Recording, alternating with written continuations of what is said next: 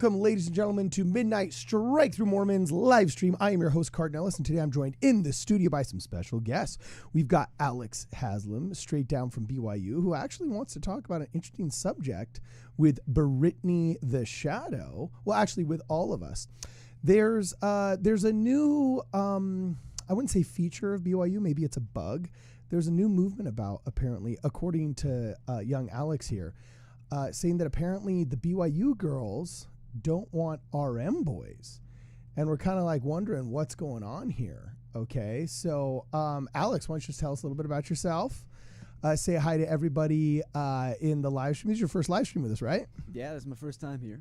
All right. So, you got to get up close to the mic so everybody can hear you, bro. Yeah, there we go. Okay, cool. So, you just got back from your mission. Now you're going to BYU. You're repeating the cycle. Yeah. All right. You're putting in your dues, right? But you're telling me that dating's a little bit whack up there? That some of your expectations were not met? Well, it was a little interesting. So, I'm Alex. I'm just a random student at BYU who happened to be picked up by Cardin here. I just had my first semester picked up there. by Cardin, like, I didn't have a van. Look, he said he had Snickers, and I just got in the car, okay? That's funny. Okay, so keep going. All right, so anyway. I just got done with my first semester at BYU. And for a bit of context, I might be a bit jaded because, for those of you who don't know, I actually grew up in a communist concentration camp, in the Los Angeles public school system. And so when I got to BYU, I was expecting a bit of a mixed bag. I wasn't really, I didn't have any really solid expectations or anything. And the dating culture was not what I expected it to be. Really? Okay, well, first off, I'm curious. What was your expectation going in? Is this a problem with your expectations or a problem with the student populace over there? So what was your expectation? What were you thinking? I didn't have much of an expectation. So I knew that, back in the early 2000s, from that culture, from, all the old movies, like the Singles War and the RM and stuff, where you go to BYU and you get married in 2 seconds because you made premarital eye contact with someone. And so I didn't think it was going to be like that, anything super intense. And what you were just referencing, Cardin, what happened in my Bio 100 class. So I just want to make clear, I don't have any statistics or anything. I don't have any, anything super fancy. This is just an experience I had in one of my classes. So I was in my Bio 100 class, and the professor was talking about advantageous traits and stuff like that. And so somewhat as a joke, she asked the class, what is an advantageous trait to have for reproduction at BYU? And I blurted out, be an RM, trying to be funny. And okay, that's kind of funny, yeah. And so, yeah. It's like a boomer joke, but, it carries some weight. Right. Nothing What'd you think of that, Brittany? Was that pretty good? Yeah, sorry. These What? headphones are hurting my glasses, so I'm just trying to find the sweet spot. Okay. Give me a second. Well, I also had you on the wrong microphone. Oops, that's kind of funny. Okay, now your microphone works. Sorry. Oh, sweet. Yeah, I had you on the wrong one over here. I apologize. So anyway, what'd you think of it? What did you think of the joke? To the female. That's funny. Yeah, we're about to mansplain the crap out of this, man. Yeah, okay. And it was a female teacher, I want to make clear. So yes, I was mansplaining. Okay. So you made a funny joke. Yeah, so I made a funny joke. Being RM, that would probably... Now, just to tell people, to back you up a little bit here, slow things down because we're not in a rush. When I was at BYU, I'm going to date myself just a little bit here. But when I left on my mission was when the cell phone explosion happened and smartphones started becoming a thing, and all of that happened. Previous to that, actually, I shouldn't say smartphones even, just cell phones happened. Previous to that, most people when I went to BYU actually did not have cell phones. You would in high school, the few people that had cell phones, we kind of made fun of. And, it was just some of the wealthiest cheerleaders, and it was so self-congratulatory. Oh, in case of an emergency, shut up. Your mom and dad drive you everywhere in their Mercedes and their Porsche. You don't have an emergency in your life, all right? But cell phones exploded while I was gone on my mission, so much so that by the time I came back, professors would be angry if you didn't have a cell phone and, you couldn't score a date with a chick. So pre-mission, it was funny. I was tall, so the girls would think I was older. And I was very ahead in my classes from having taken AP courses and having sophomore status.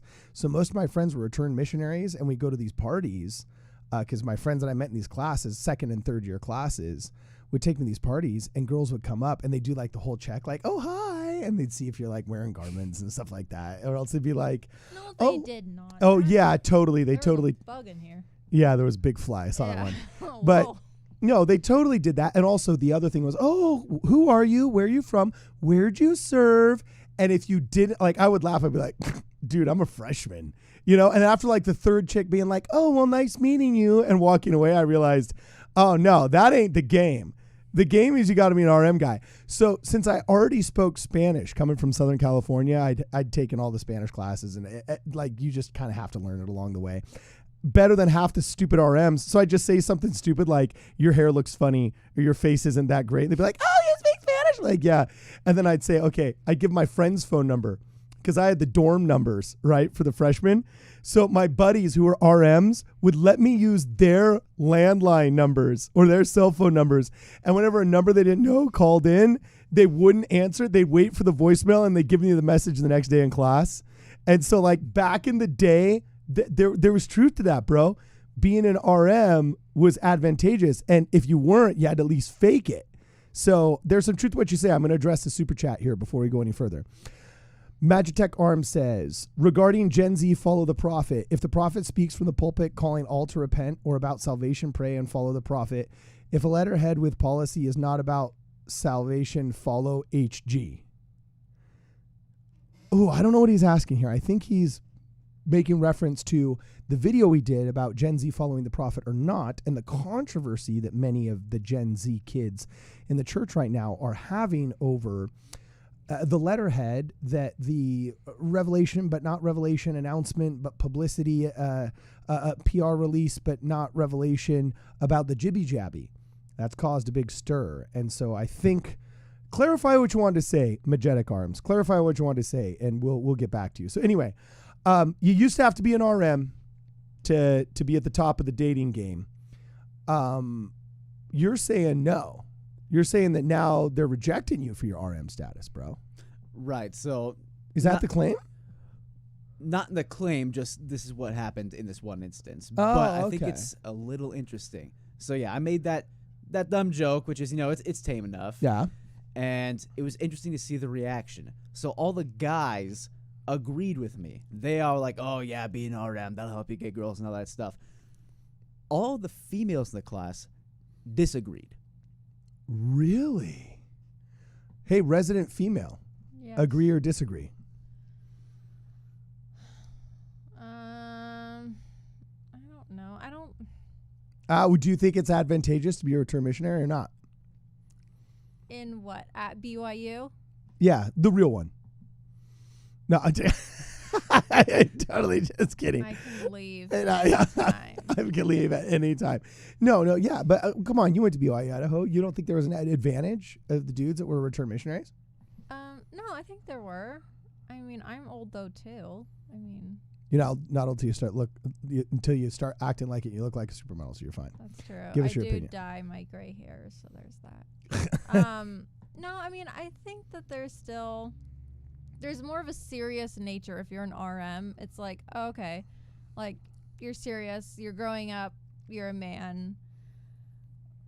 I don't know. So maybe the girls in that class, I mean, was it all freshman girls? So maybe they're not that serious right now, and so they don't really care about an RM. Yeah, so hit it, bro. Well, Keep yeah, going. What she said is true. Like, this is my first semester, so it's a class of nothing but freshmen, so she may have a point. But I also observed, just as a general attitude that most of the females had towards dating, they all just seemed kind of bored. Really? Which was, one of the few expectations I did have was that people would be more, apt and willing and wanting to go date people. But the females didn't seem to have that attitude. They all just seemed sort of apathetic towards it. Like, if I get asked out, if I don't get asked out, doesn't matter. I might go on the mission anyway, I might not. We'll figure it out.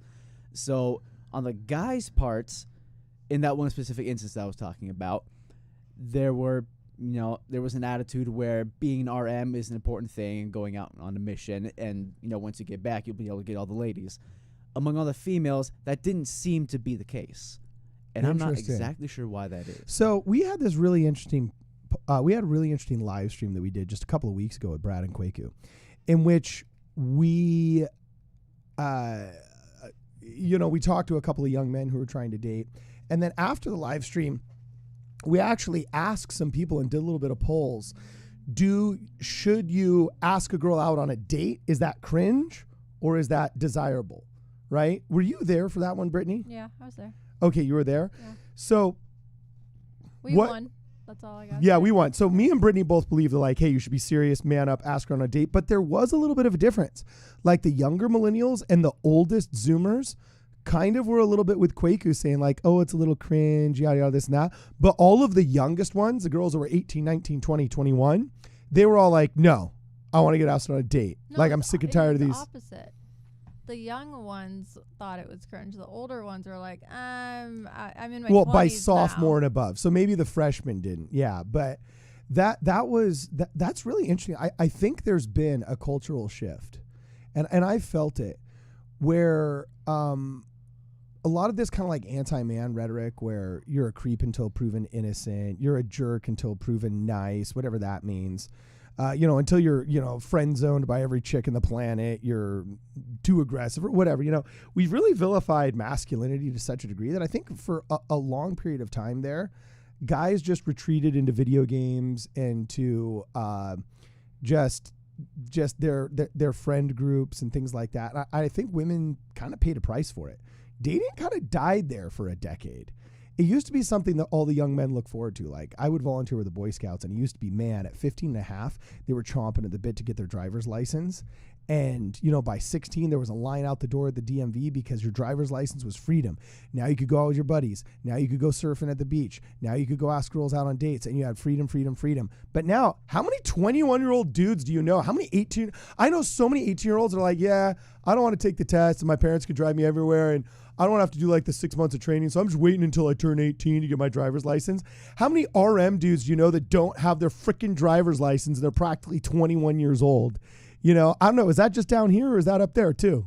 Well, I mean, I grew up here in Los Angeles too, so I might be a bit jaded, but I did notice the exact same thing. Like, a lot of guys just didn't care about getting their license. They didn't care about dating. And like, even among like the members of the church with the people that I hung out with in high school, there didn't seem to be a lot of drive, like a lot of, encouragement on the part of the youth leaders to go out and go on dates.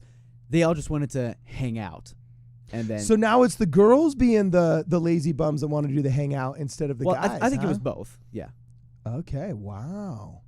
So, has the corniness gone away? People aren't doing those stupid like gluing candy bars to the posters and saying like, Snickers, will you go my almond joy no, date? Those are still alive and well. Oh, are they really? Hey, That is dude, so cringe. that's what I did my prom polls as sophomore year. Shut up. You did that?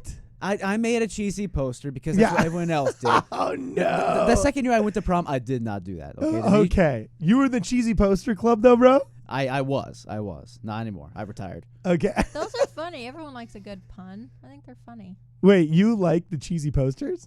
Yeah, I do. Why did you like the cheesy posters? I don't know. I think it's fun and it's cute. I don't know. I'm Mormon. I don't know.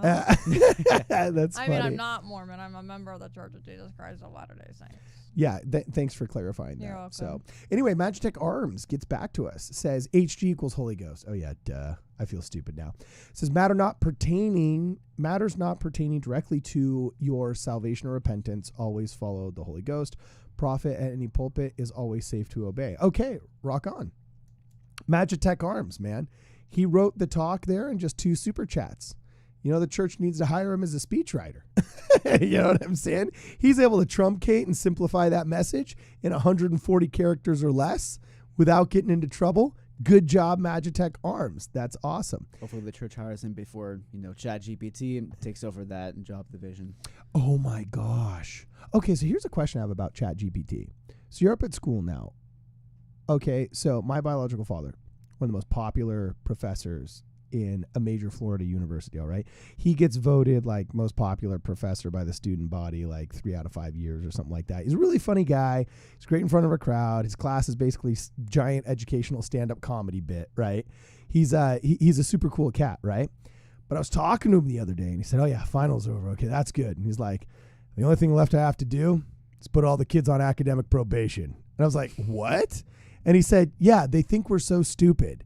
And he's like, for every 100 kids I have, there's like at least always 3 to 5 where I just catch them so blatantly cheating, it's not funny. Like, and he was describing that, like, the softwares take a video of you while you're taking the test, but like people will port in on Discord and just screen grab and have somebody else take the test for them. But like he'll catch them where like they're itching themselves and picking their nose, yet it's typing. So like, like obviously you can't be, you know what I'm saying? You're not the one typing if you're picking your nose. He'll have people yelling at their moms like, "Mom, I'm taking a test. I don't want the meatloaf," and like you'll see both of their hands in the shot, yet the mouse is moving around and making clicks. Well, maybe they're using their toes. That's true. They might be just, and it is. So anyway, he just approaches him and says, "Dude, I know you cheated and you thought you were graduating, but no, you're actually getting put on academic probation." You know what I'm saying? Oh, that's harsh. Well, what are we supposed to do? Them's the rules, baby. Did you ever have a friend busted for plagiarism? No. I had a buddy in high school got caught. Well, I became friends with him years later. My friends don't get caught, so. Oh, dude. Hey, be honest. You ever run from the cops? No. You never have? No. You never been with a guy that was adventurous and ran from the cops? No, I don't run. That's savage. You ever run from the cops, dog? Be honest. Not on purpose. What? How can you do it not on purpose? No, okay. So, like, the first time I ever went TPing, you can't go TPing in California anymore because people call the cops on you. But I was like 13. I was at a party, and we were like, okay, let's go TPing. And I was super excited because I'd never been TP before.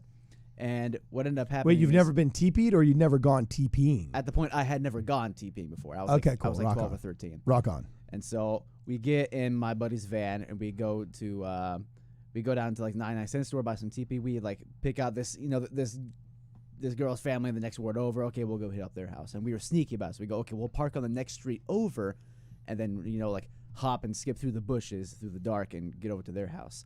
So we TP their house. We're high-fiving each other. And as we're pulling out of the neighborhood after the job is done, a cop car starts following us. Now, we're a bunch of teenagers in a old white Ford Transit van at... Oh, that's a hip ride, dog. I don't know, midnight. It was a sweet ride, I won't lie. Okay. The best things happen at midnight, bro. Right. And so we ended up getting caught TPing by the parents' mom because she was in the garage and she put the whole thing up on Snapchat. So it ended up being kind of lame. But the street that we parked on, the one that was one street over from the house we TP'd, had gotten robbed at the same time that we parked there. And so the cops were following us out of the neighborhood because we're a bunch of teenagers in a van together at midnight. They thought at one point that we were the ones who had done the robbing. Whoa. Turned out we obviously didn't, but we Dude, have you ever been taken into custody by the cops, bro? Nah, I'm not that cool. Oh, okay. Oh, so are you cool? So if I tell my story, does that make me cool or does that make me totally cringe? Dude, that make it cool, yeah. Yeah. Okay. No, dude, I ran from the cops a couple of times, and I won't say in which municipality, so if the officer remembers, you know what I'm saying? But yeah, there was one time we were coming home from an activity, dude, and I was with these guys, and I won't say at what east and what west, but it was in between the dividing line of two cities. So I was kind of doing that whole jurisdiction game, like in the Dukes of Hazzard. You know, in the Dukes of Hazzard, they always got to make it the county line. You know what I'm saying? Well, it was kind of funny because we started getting pulled over, but then it was a red light, and it was this odd 3 or 5 way turn or something. Because I remember there was just like this odd angle. And so I booked it really fast and then hooked right by a truck where my small car could get through, but the police cruiser couldn't. And it gave me a solid half a block head start, and I just punched it, right? And I went left, right, and the dude was keeping up with me. He wasn't able to get the license plate, but I give credit to this cop. But the dude was keeping up on me, right? But then all of a sudden this one came up, and I hooked right, and it was nighttime. And fortunately, I had an old enough car that you could shut it off easily. So I booked it until I saw a driveway, and I literally went into the driveway in between the houses. We all ducked, and I shut the car off just in time for him to round the corner and cruise speeding by and not see us. I was like, we're all walking home. So we all got out, walked home. I don't go get the car in this unknown person's driveway until the next morning. They must have thought like somebody accidentally parked in their driveway or something. I'm lucky it didn't get towed. But yeah, that was pretty funny. And going back to that ChatGPT thing, literally on exams that I took at BYU, they have rules where they say if we run the prompt through ChatGPT and it's the same, you'll flunk the class. So literally in the syllabi, whatever, they put down a rule that says Well, I kind of wonder. you can't run it through ChatGPT or you will be kicked from the class. Well, yeah, and how? But like, I can't wait until there's the first controversy of somebody giving a prominent fireside or conference talk where like, because like there's just like, we've reached a point where you're pulling so much information, even if you're writing your own talk, you don't know if you may be quoting somebody else who used AI to actually make up their quote or make up their argument. So you could accidentally, through legitimate research, quote somebody who used AI. And at which point, are you the one guilty of AI or are they? Either way, the first apostle that gets up and gives a freaking talk where there's even like one line that is traced back to ChatGPT is going to get so lambasted. You know what I'm saying? So, yeah, are people actually using it? Like BYU doesn't really have a big cheating problem, does it? Yeah, BYU is definitely better than the other schools, but I do know that it has happened. Okay, cool. All right, rock on. So, we're talking dating at BYU. What's it like now, bro?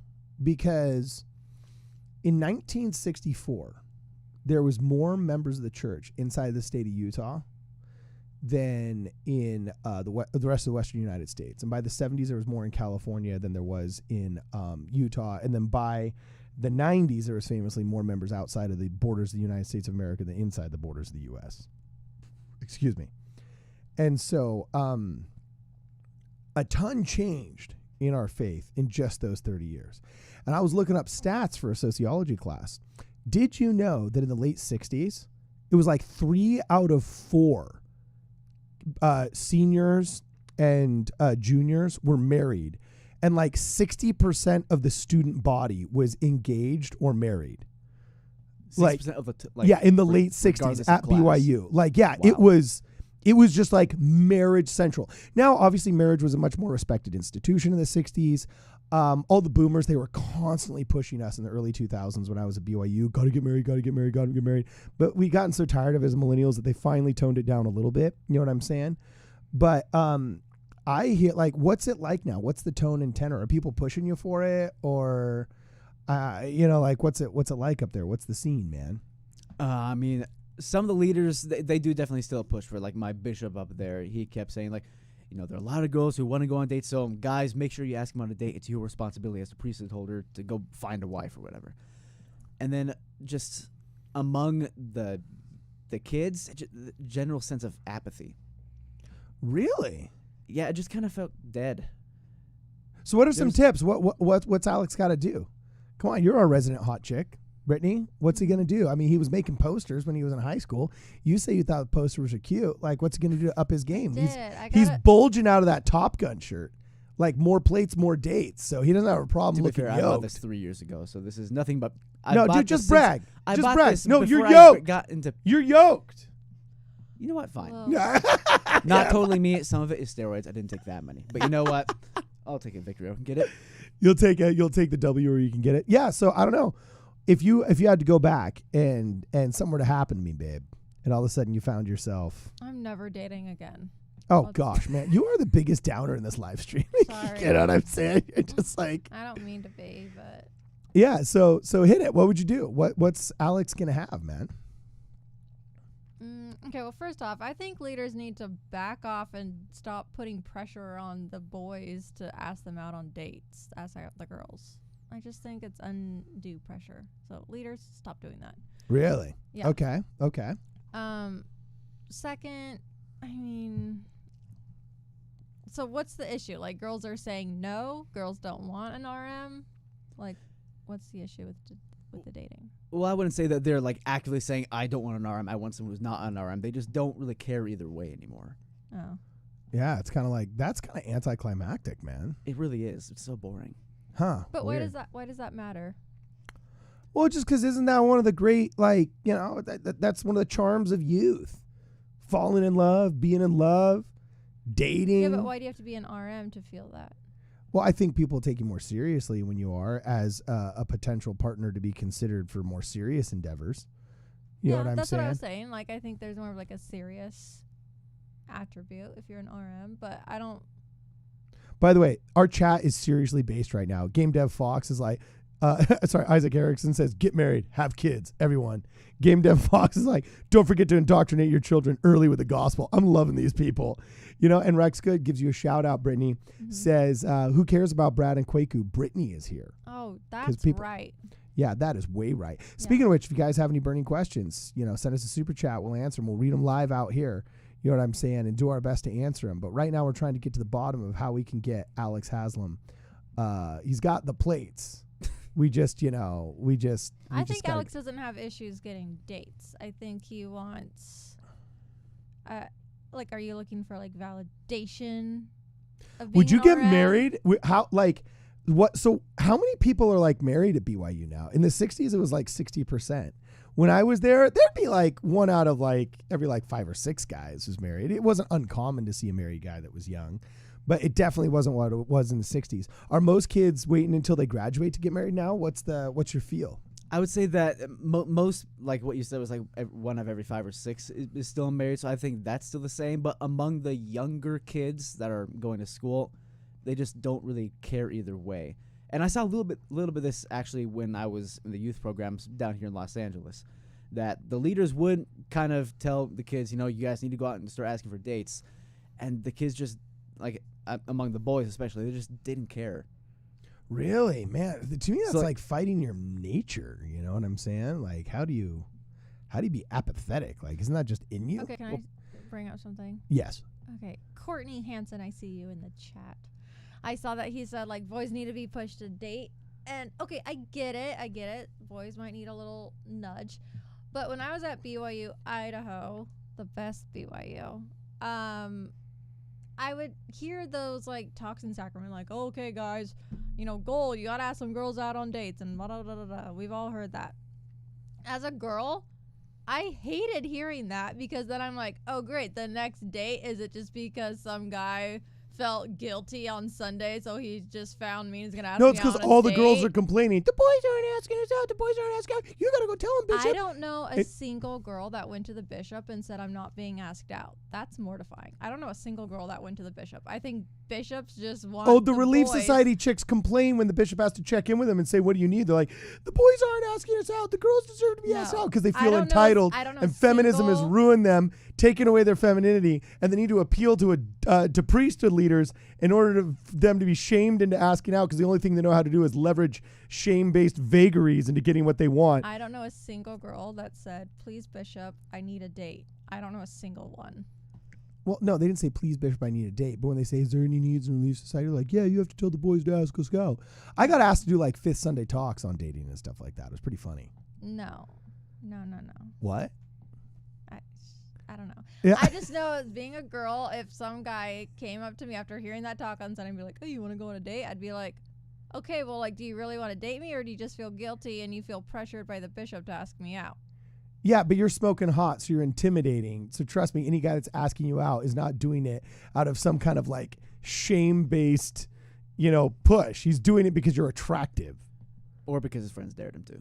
Or because his friends there. That's true. Exactly. That's real. If you see a smoking hot chick, you're like, dude, Tanner, go over there, bro. I dare you to ask that chick out. If they do it, then they got stones, man. I just think leaders need to back off on telling boys to date. Okay, so are you getting pressure from the leaders, bro? Or are they kind of hands off, Alex? I got a little bit of pressure from up in Utah from the leaders. But again, it seems to be less of a problem with the leaders and more problem with the kids themselves. I mean, growing up, I just noticed that general attitude of apathy, like even outside the circle of dating. Like our birth rate sucks now. It's just like because all the guys are addicted to video games and they're not going outside. Or giving That's what I know. birth is horrible and it hurts. I'm sorry. Like, for one of us. Yeah, dude, like, I gotta tell you, man. Y'all are there for 3 minutes, if that, right? Like, seriously. But we were there. So yeah. Oh, dude, Matt, this is why doing your genealogy is so hardcore. Jonah Barnes has helped me get into my genealogy, and I'm looking at my family tree, and I'm going through the Ellis Island records of 1851 of this one English ancestor of mine in 1851 that comes over in the boat. She was 52 years old, and she had 10 children on the boat with her and her husband. There was 8 children on the boat. They buried 2 children, and she had her 11th, Oh my gosh. her 9th living in her arms as a 4-month-old. You know what I'm saying? Like, that's a real woman. That's a real man. Like, just 11 kids trekking across the ocean, selling their farm in England to come to the United States of America. That is earth-shattering masculinity and femininity. And now we're like, oh, I have 1 kid. I'm tying my tubes. You know what I'm saying? It's just like crazy, man. That was the guy talking, by the way. Yeah, one of the two. But all without epidurals, modern medicine. Like, that is some hardcore stuff. I now believe that I can conquer much more difficult things knowing that my ancestors were straight up doing that.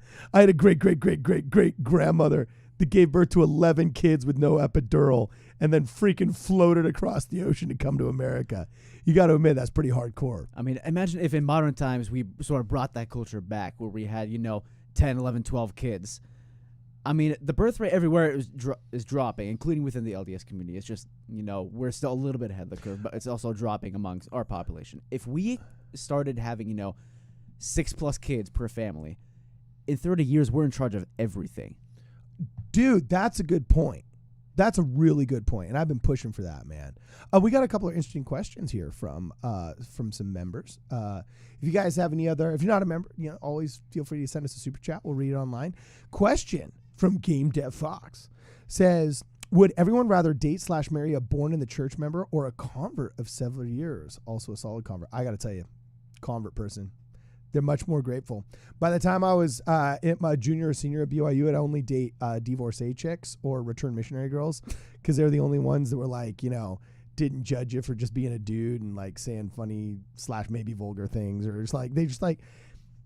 or girls that like had nothing but brothers that had like 5 brothers. They were a little bit more chill. But there's something that happens where a girl gets cooler and can get along. If she's had a ton of brothers. married a girl born in the church with 2 sisters, 1 brother. And I swore I'd never date a cheerleader, and then I freaking married one. Yeah. But well, you're also the hottest chick on the planet. So you I married mean, I had everything no that you choice. swore you would not. No, I swore that I married the hottest chick on the planet, and I married the hottest chick on the planet. I just didn't think she'd be a cheerleader.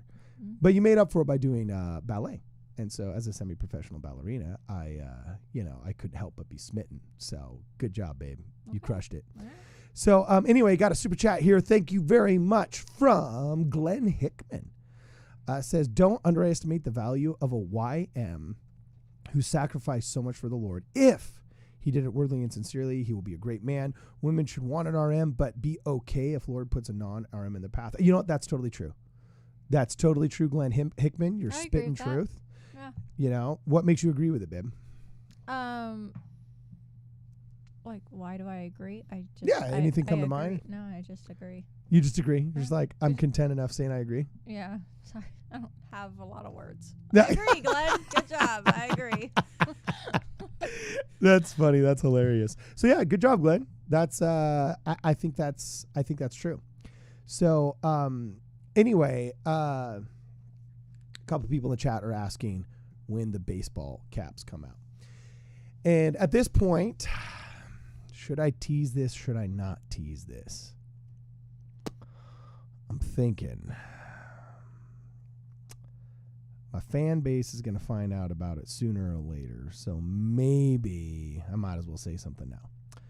But we have been deeply involved for a lengthy period of time that will be ending pretty soon with a rebrand of this channel. And I'm thinking we're all going to miss Midnight Strike Through Mormons. And the infamous logo that you see is actually no longer on the screen right now. Ooh, this is a bomb you're dropping right now. I'm not saying what it is, and we're going to do the channel announcement. All right. But I'm thinking about, when we do our rebrand, of course, I'm going to have all of the new merch and logos and everything on cool little hats and stuff like that. So, of course, I'll have the new baseball hat. It's going to be dang cool. I've seen it. I've seen the prototypes, and it looks cool. But part of me wants to also have available for the people that are interested and remember the original days, some Midnight Strike Through Mormons merch that's kind of like OG merch. You know what I'm saying? So if you'd be interested in that, then let me know in the chat. Let me know in the chat. Game Dev Fox says, thanks for the shout outs. Even more Jacob Hansen, please. You guys are great. Christ is Lord. You know what? Jacob Hansen is going to be coming back on the show, also with Jonah Barnes, because we're going to be debunking some Neil deGrasse Tyson. It's amazing who in our society people think are smart, and they're really not that. It's like Robert Reich, supposedly like a great economist, but he's actually like a bonehead and doesn't really get much of anything right, but we all worship the ground that he walks on. Oh, dude. I was forced to watch a documentary that featured Robert Reich when I was a junior in high school. For my Which English one? He's had a class. couple that were good, but some of them were really bad. It was Which the one? Inequality for All one. Oh, gosh.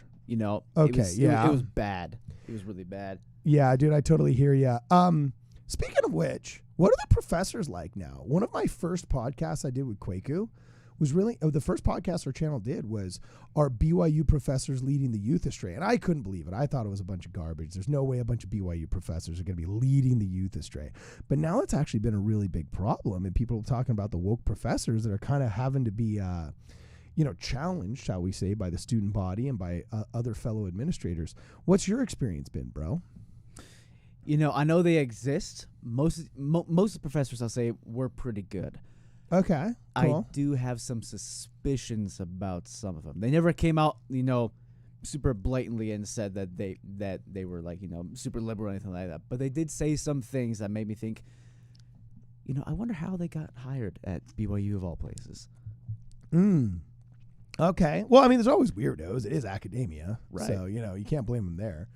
But, okay, interesting. So no smoking guns, nothing crazy. You're not like, Greg Mattson on Quick Media showing the slides of these people that are trying to indoctrinate folks in a bunch of woke nonsense. Yeah, nothing too crazy. But I mean, like my biology professor of all people said that gender is a spectrum and you cannot binarize gender. Oh, they're doing that whole, who's the guy that tried to normalize the big P word, and he was the big academic that came out of the 40s and the 60s that first introduced that argument into the, here's the word, zeitgeist. I know everybody likes that word. Oh, you just roll your eyes at zeitgeist? I don't know. It feels a little old to me. Savage burn. It's up right there with like lexicon. I don't know. It just tastes kind of sad. Oh, man. That's a burn. But it was a good one. So, anyway, when you look into Dr. Money and you look into the people that originated all of these ideas of, gender's not biological, it's all social. The things that these people tried to normalize and that now the movement is still normalizing is outright scary. And how it has been morphed into our political system, it can't be perceived as anything other than just plain old predatory. We're talking like mid 1930s Western Europe scary. You know what I'm saying? So Rex Good, thanks for the super chat. Rex says, I was not an RM. I'm a great man in my own opinion. Well, we agree with you. You're a member of our channel. That's just one step up right there, right? So anyway, he says, married 46 years. Hey, congratulations. It's a lost art, my man. Full strength testimony. I did serve an unofficial mission in Babylon. What's an unofficial mission? Actually, I know some renegade people. I won't say their name, but one of them might be in the chat.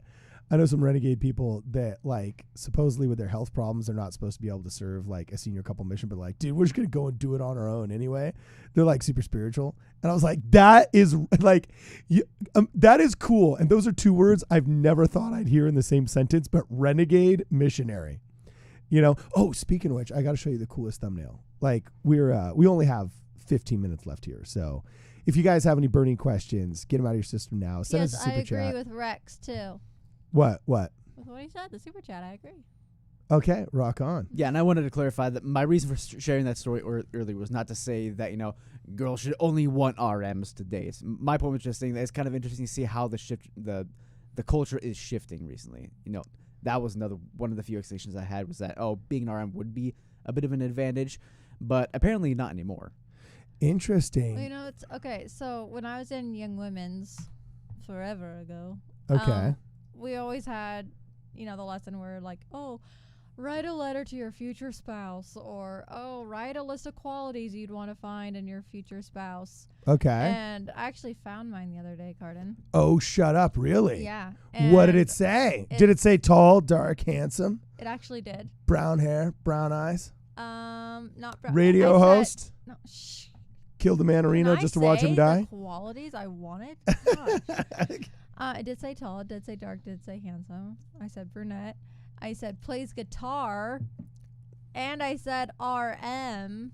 Okay. So it's just interesting. I did put RM, but I wonder if girls today and young women's would put RM. So tell me, do you think that's a good exercise that, helps you keep your eye on the prize and maintain some kind of standard and value yourself more and helps you remember what you want in others so you remember to mirror that in yourself? I've heard very good and positive justifications for that whole list making. Mm-hmm. But at the same token, to me, that seems kind of like almost like a sola scriptura approach to Like you dating. pigeonhole yourself, and it's like, Yeah. I'm not going to be interested in this guy that's a skater because I want the accountant. Yeah. Yeah. So what's your thoughts on that? Like, what would, if you were a young women's president right now, would you continue that tradition, or would you, and chat, feel free to jump in.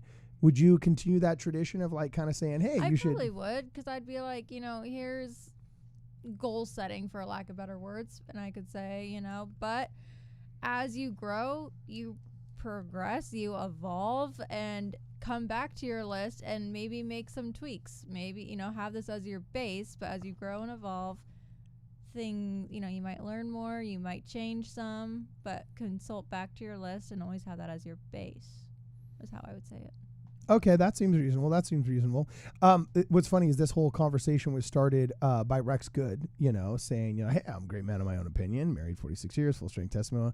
I did serve an unofficial mission in Babylon. Clarify, Rex Good, where is Babylon? Because a video that we're dropping tomorrow morning, I just did the thumbnail for, and it's a highlight from our live stream. It's pretty cool. But apparently one of the biggest missionaries for the Church of Jesus Christ of Latter-day Saints right now is actually a character in a video game. Like from Fallout New Vegas, which came out. It's got a bunch of, it came out in like 2010 or 2015 or something, but it's had a bunch of expansions since then. Okay, one of the most beloved characters, and we were talking beloved. This guy's got a massive fan base, and the dude that voiced his character says, I've never had people reach out to me to tell me how much my voicing of this character influenced them positively as this character did. But apparently it's based off of a Mormon who survives the international nuclear apocalypse and worked for a really bad warlord for a while and learned all the skills of war until he realized the warlord is bad. And now he helps save people and wanderers in the land of New Las Vegas. And he totally reads from the Bible, and he quotes scripture, and he talks about Joseph Smith and the restoration and everything like that. So there's all these articles written about people that have gotten interested in the church because of a freaking BA video game character, which I thought was pretty cool. And one of the best parts of the show, because I have all these Zoomers that are big time into video games, tell me all this funny stuff. Got another super chat from Carolyn Wright Gaines Music. Oh, no question. She just super chatted us. Hey, Carolyn Wright Gaines, what's going on? Thanks for the super chat. We still got to make a music video or something. If I remember correctly, you're a published musician that's won some awards or something. I think you emailed us or maybe I looked you up on Facebook or something like that. But dude, if you're making music, we got to highlight some of this stuff. You know what I'm saying? That's pretty cool. One of the cool things about the rebrand that we're going to be doing is instead of pigeonholing us in this kind of late night thing. You're saying too much. You're right. I am saying a little bit too much, but I'm saying it's going to open up our possibilities to do other things like mini documentaries, music videos, be able to highlight some members of the channel, so on and so forth. I'm actually really, really excited for this. So, yeah, anyway, Carolyn Wright Gaines Music, thank you so much for your contribution. We just really appreciate it, So, anyway, all right, so I'm going to the bottom here. This is one of the fun things about live streaming. I love the fact that you can just literally interact in real time with your audience. And I was talking to a guy the other day and I thought, why doesn't the church actually have an official live stream? How cool would it be to just be able to live stream with an apostle Now, of course, you wouldn't want clowns and jokers just be able to type in and be like, yeah, what about Helmar Kimball? Blah, blah, blah, blah, blah, blah. You know what I'm saying? To like Dieter Uchtdorf, who says like, if a plane does what? You know what I'm saying? But like, it'd be kind of cool if you have a temple recommend to be able to like have a once a week chat with a different apostle and just have somebody, you know, respond to the chat. Would you participate in that or no? Think so? I would. Yeah. So we only got another like 4 minutes and 26 seconds here. You know what I'm saying? But Carolyn Wright Gain says, love the channel. I've listened for a long time. And then Game Dev Fox says, keep the faith. That's awesome. We're definitely going to have to do one of our next events because a lot of people have said they want to see a live event. So I've thought about at our next event, having people show up and and just seeing who the oldest original watching fan in the audience was. You know what I'm saying? Because like we're coming up on what? Like how long have we been doing this, babe? Like 3 years? I don't even know. Yeah, I know, but it's been long enough that we have some people that have been with us for over a year, right?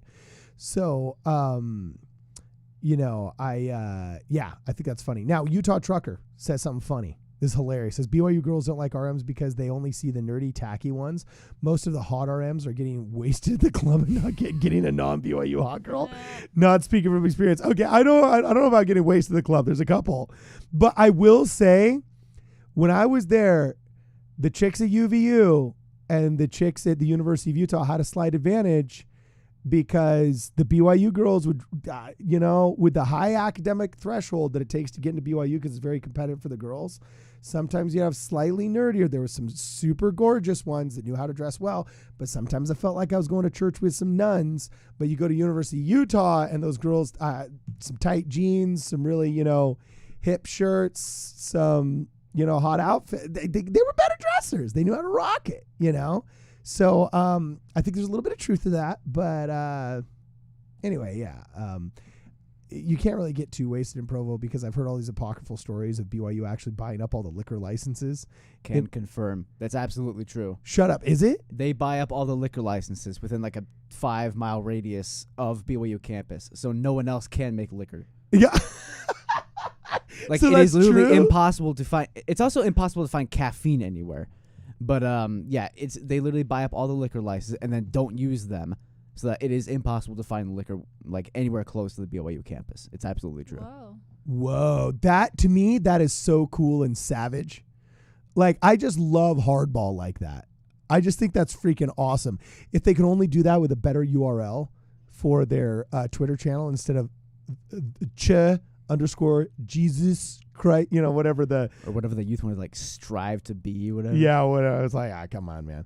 So anyway, yeah, if you guys have any burning questions here, we're gonna be out of here in just like another 5 minutes. So make sure you send us a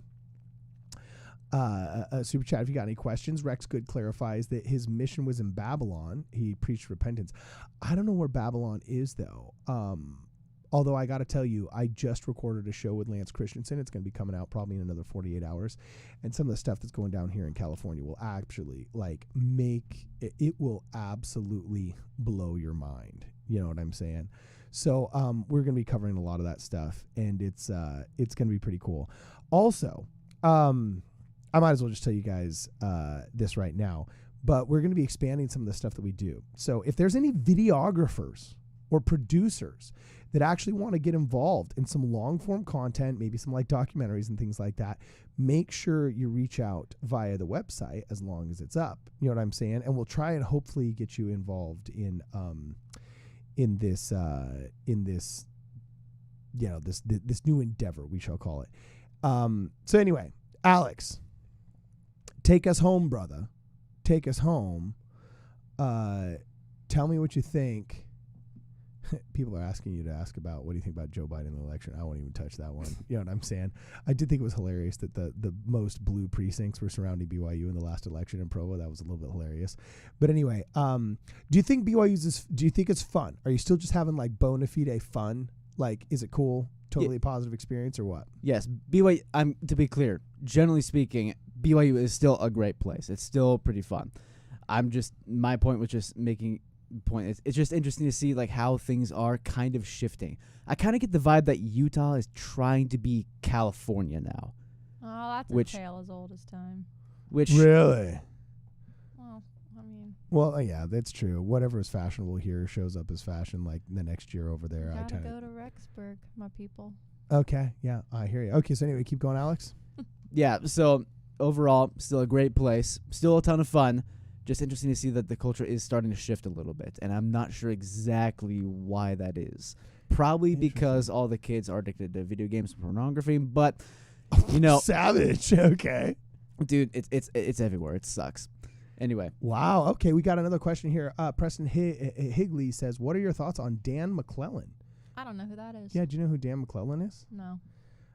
Should I know? I feel bad. I feel like I might have heard that name before, but I don't know. Gosh, now I got to look this up. Hopefully I didn't just step on some kind of landmine or something. Like, I don't know, it was like Nick Fuentes's, like assistant or something.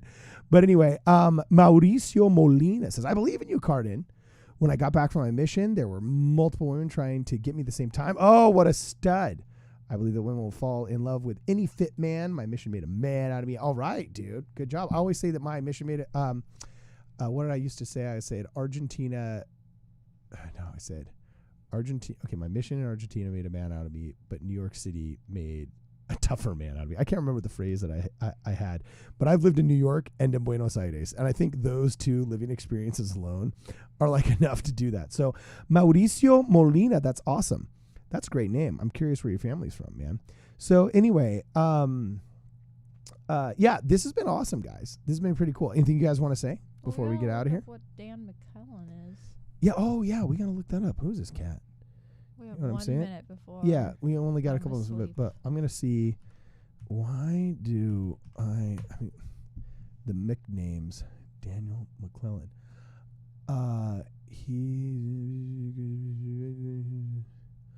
Apparently it says about me. He's an apologist for his leftist cult. I asked him direct questions about his views on right to life issues as both Democrat and letter. So is this guy a Democrat? I don't know. I'll have to check this guy out. But this is what Google says, and of course, Google never lies. Of course, Google does not lie ever. Neither does Wikipedia. So anyway, Glenn Hickman says all you have to do is be the FHE dad, and the girls will flock to you. No, actually, I think why are you laughing at There's that? some truth to that. Oh wait, why is there some truth to being the FHE dad and the girls will flock to you? Why? What? What's going on? What? is FHE Dad the new AP? Maybe. Wow. Maybe. Okay, but why is being an FHE dad make you hot all of a sudden? I got my theories. It doesn't make you hot. Look, there's a Jack and a Jill for. There's a Jack for every Jill. There's a Jill for every Jack. Okay. If you're FHE dad, those are always the first people that are getting engaged, getting married. It's just a fact. Or how about it's a natural consequence of being a sociable person with some basic leadership skills that your priesthood leaders might recognize. Oh, you would be good as an FHE dad who has to run a weekly activity that attracts other young people to come have fun and be spiritually fed simultaneously. And that synergy of both leadership qualities, okay, and charisma is generally held by the most attractive men. No, they're not always the most attractive. Oh, they're not? No, I'm saying there's a Jill for every Jack. There's a Confidence Jack is the for every sexiest Jill. body part, right? Some might say. Okay. Man, you're being real squishy. Being all non-committal. But okay, so Glenn Hickman says that he thinks that being the FHE dad is the way to go. So yeah, awesome. Well, anyway, guys, this has been totally awesome. You know what I'm saying? And it's been totally fun hanging out with you. Thanks to Carolyn Wright Gaines Music. Thanks to Deb Fox. Thanks to Mauricio Molina. Thanks to Glenn Hickman. Thanks to everybody that has contributed today. This has been totally awesome. We have some really cool videos coming out, some highlights from our videos with Cody the Oracle. We also have actually gotten some non-member friends to react to some Mormon controversies. Everything from Elder Holland's muskets to just some of the other stuff to see what the controversies are. And there's some debunkings in there that are freaking hilarious. We got a lot of really cool stuff that is coming your way. So make sure, if you haven't yet, you're subscribed to our channel. If you don't mind, please share our content. You know, if you have some friends you need a laugh or anything like that, make sure you share this video. And before you go, I need to do this better as a YouTuber, but I need to ask you guys to make sure that coming into the video that you guys like it, because that's one of the number one things the algorithm is pushing now. Liked videos, less about subs, more about liked videos. And before we go, Quiet Guitarist Fan says, wait a minute, are you guys calling yourselves the new Canaanites? How'd you know? How'd you know? Who told you? Who leaked it? Jeez Louise, man. Actually, no, that's not it. It's a name you'd never think of. But the URL did cost me like $2,000. So anyway, yeah, it was a pretty savage URL price. GoDaddy made some bank on that one. So anyway, yeah, thanks so much, guys, for hanging out with us. This has been awesome. You guys are great. It's been real, and it's been fun, and it's been real fun. This is Midnight Strike Through Mormons. We will see you guys in the next program.